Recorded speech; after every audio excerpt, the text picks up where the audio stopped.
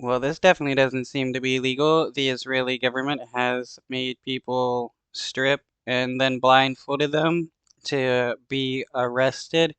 This is pretty atrocious behavior.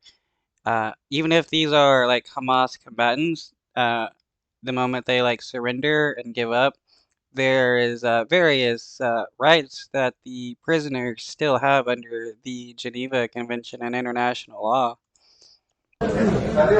Disturbing images of a mass arrest in northern Gaza. At least 100 Palestinian men are seen stripped down to their underwear, blindfolded and made to kneel. An unidentified voice in Hebrew can be heard.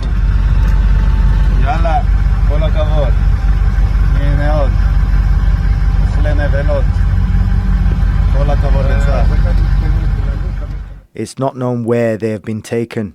The first thing jumped in my mind when I saw the pictures, the Second World War, to be honest with you, how they treated, detainees and those they were arrested or prisoners of war. That's the case.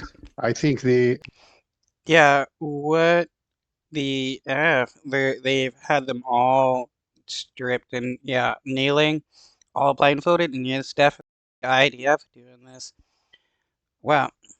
I wouldn't be surprised that these are actually just regular citizens, and the Israeli government is going to claim that they're Hamas terrorists in order to try to justify the human rights abuses. this inhuman, this is a torture, it amounts to torture. And more than that, it's a war crime and the crimes against humanity. Israel is describing them as suspected fighters, but an increasing number of civilians have now been identified. One of them is Palestinian journalist Dia Al-Khalout. He's a correspondent for the Al Arabi Al Jadid newspaper and website. It says several members of his family are among those detained. Dia has a disability. Wow, that is messed up. Okay, so they're not arresting Hamas terrorists, they're arresting civilians and the medians.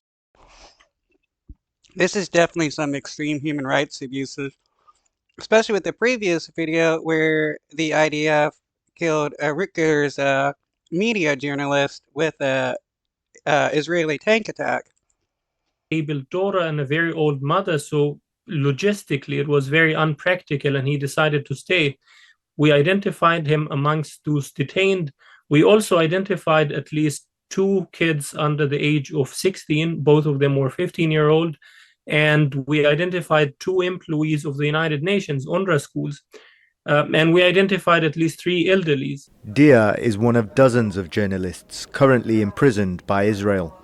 Human rights groups say Israeli abuse of prisoners is widespread and systemic, and there are now concerns about this latest group taken in Gaza.